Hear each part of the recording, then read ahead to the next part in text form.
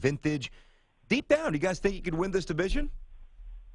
I mean, we feel pretty good. We just, we want to take it 1 week at a time. We want to take this bye week and, recharge and, get ready for the last stretch of the season.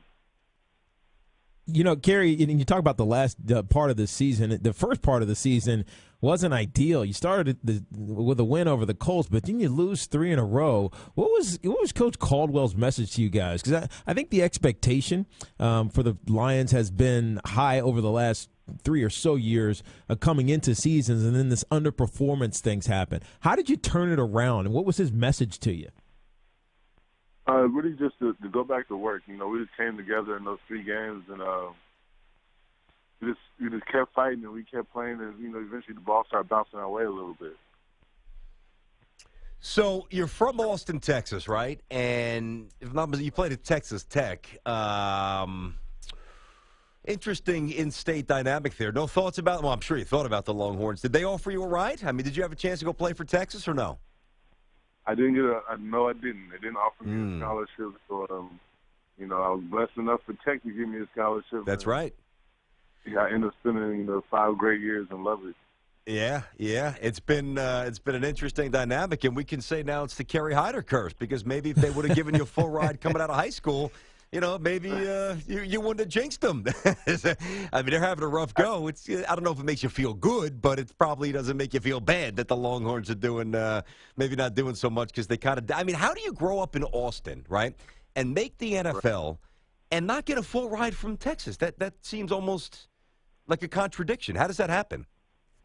I mean, it's kind of been my story this whole time, kind of just no one really knowing who I am and that kind of thing, I just keep playing hard and just keep trying to make a way, Mm-hmm. Kerry, how did you come into your own? So everybody has a story about figuring it out. Sometimes it's I got the right coach in college, or I got to the league and all of a sudden the right influencer came around me. How did you come into your own as a football player?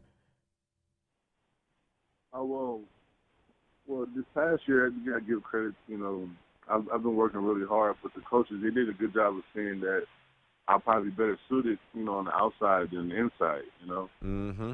So I've been able to adjust, and I've been able to make some plays on the outside. But for myself, I really just been working it behind the scenes, just every day putting in the work. And right now I'm just kind of seeing some of the rewards from it. Nah, that's good, man. It wasn't easy for you. You got to respect the journey, no doubt. Kerry Hyder with us here on Tiki and Tierney. Kerry, before you go, I want to get some thoughts on your quarterback, because all the national, and we are a national show, so we're on really over the entire country, and I'm not even sure if we give Matthew Stafford his due. You could probably make the case that we don't.